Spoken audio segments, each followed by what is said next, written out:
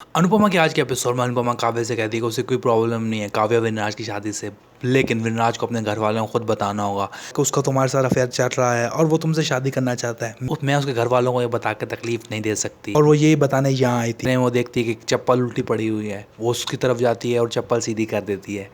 विनराज balcony में छुपा होता है और वो देखकर नर्वस हो जाता है। अनुपमा चप्पल ठीक करने के बाद कहती है कि अगर चप्पल उल्टी रह जाए तो घर में लड़ाई हो जाती है। अनुपमा के जाने के बाद विनराज बाहर आता है और वो काव्य पर चिल्लाता है और कहता है कि तुम पागल तो नहीं हो, तुम क्या अनुपमा को बता रही थी कि मैं अनुपमा को डिवोर्स देने वाला हूँ और हम लोग शादी करने वाले हैं। मैंने ऐसा कब कहा कि मैं अनुपमा को डिवोर्स दूंगा। ये सुनकर काव्य गुस्से में आ जाती है अनुपमा और वो विनराज से पूछती है क्या तुम अनुपमा को डिवोर्स नहीं दोगे। विनराज उसकी बात का जवाब नहीं देता और वहां से चले जाता है। विनराज के जाने के बाद काव्य टेंशन में आ जाती है। दूसरी तरफ विनराज के घर में तशु और समर पक्की को रोता हुआ देखते हैं और उससे पूछते हैं कि पक्की तुम रो क्यों रही हो। पक्की कहती है कि सारे घर वाले मुझे बाहर वाला समझ के ट्रीट कर रहे हैं और मुझे कोई बता ही नहीं रहा कि मम्मा और पापा में लड़ाई क्यों हुई। पहले मम्मी पूरा पूरा दिन पापा की खिदमत करती रहती थी, उनके काम करती रहती थी। अब तो माँ ऐसे बिहेव करती है जैसे पापा है ही नहीं। समर पक्की को समझाने की कोशिश करता है लेकिन ताशु उसे रोक देता और वो पक्की से कहता है कि मम्मा और पापा की फाइट बहुत जल्द खत्म हो जाएगी और वो फिर से एक साथ रहने लग जाएंगे। ये सुनकर समर गुस्से में आ जाता है और वहां से चला जाता है। ताशु उसके पीछे जाता है और वो समर को वार्न करता है कि वो पक्की को इस बारे में कुछ न बताए।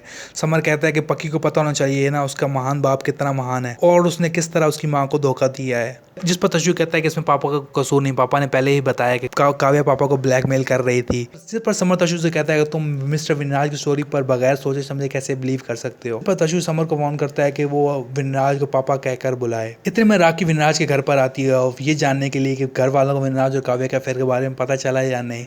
इतने में बा को बताती कि मैं पार्लर जा रही थी लेकिन मैं रुक गई क्योंकि मुझे अनुपमा की टेंशन थी। मैं यही देखने आई हूँ कि अनुपमा कैसी है। बा कहती है कि तुम टेंशन फ्री होने आई हो या हमें टेंशन देने आई हो। इतने में राखी सोचती है कि वो यहाँ पर आग में घी डालने आई है लेकिन यहाँ तो आग ही नहीं लगी, चलो मैं थोड़ी सी आग लगा देती हूँ। इतने में वो बात से पूछती है कि अनुपमा उस दिन क्यों बेहोश हो गई थी, अनुपमा को क्या हुआ था। और वो ये भी पूछती है कि जब से अनुपमा बेहोश हुई है उसने यहाँ काव्य को नहीं देखा। इतने में अनुपमा वहाँ आती है और राखी को नमस्ते बोलती है और राखी उसे गले लगा देती है और उससे पूछती है कि तुम्हें उस दिन क्या हुआ था।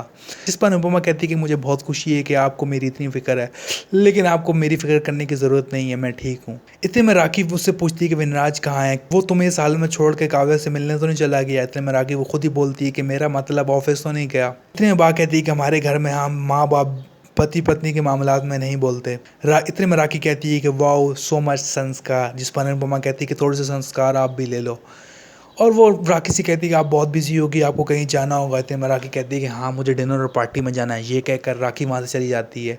अनु पीछे मुड़ती है तो पीछे बा खड़ी होती है। बा अनुपमा से पूछती है कि तेरे विनाज में किस बात पे लड़ाई चल रही है और कहती है कि शादी वाले दिन मैंने तुझे बेटी कहा था लेकिन इसका मतलब ये नहीं कि तू मेरी बहू नहीं है, तुझे मेरी बात का जवाब देना होगा।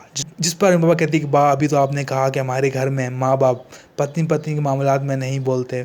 ये कहकर अनुपमा वहाँ से चल पड़ती है और कहती है कि मैं टेरेस से कपड़े लेने जा रही हूँ। इतने में विनराज वहाँ आता है, बा से बुलाती है लेकिन विनराज बा की बात नहीं सुनता और वो सीधा अपने कमरे में चला जाता है। दूसरा राखी अपने घर में वापस पहुँचती है और वो किंजल को बताती है कि वो तशु के घर पर गई थी अनुपमा को देखने। जिस पर किंजल कहती है कि आप अनुपमा के बारे में जानने नहीं गई थी बल्कि ये जानने गई थी कि घर में क्या चल रहा है। जिस पर राखी कहती है कि मुझे पहले से पता है कि विनराज और काव्य का अफेयर चल रहा है लेकिन मेरे पास प्रूफ नहीं है। जिस पर किंजल पूछती है कि अगर आपके पास प्रूफ आ गया तो आप क्या करोगी। जिस पर राखी कहती है कि अगर मेरे पास प्रूफ आ गया तो मैं चुप करके नहीं बैठूंगी, तेरी और तशु की शादी तुड़वा दूंगी। ये सुनकर किंजल टेंशन में आ जाती है। दूसरी तरफ अनुपमा टेरेस से कपड़े उतार रही होती है। इतने में विनराज वहाँ आता है और उस पर चिल्लाता है और कहता है कि तुम्हारा ड्रामा और कितना चलेगा और कहता है कि तुम मुझे एटीट्यूड दिखा रही होती हो, तुम्हारा बेटा तुम्हारे इर्द गिर्द बॉडी गार्ड बन के घूम रहा होता है और मेरे माँ बाप मुझसे सवाल कर रहे हैं, तुम्हारा एटीट्यूड कब खत्म होगा। और विनराज कहता है मैंने अपनी गलती मान ली और तुमसे माफी मांग ली और तुम्हें यही बताया कि काव्या मुझे ब्लैकमेल कर रही थी। विनराज अनुपमा से कहता है कि मैं तुम्हें अच्छा खाना देता हूँ, अच्छी लाइफ देता हूँ, अच्छी ज्वेलरी देता हूँ और तुम्हें क्या चाहिए। जिस पर अनुपमा कहती है कि मैं जानती हूँ कि हमारी शादी से पहले आप काव्या से शादी करने वाले थे और आपने उस दिन मुझसे झूठ बोला था कि आपको ऑफिस में कुछ काम है।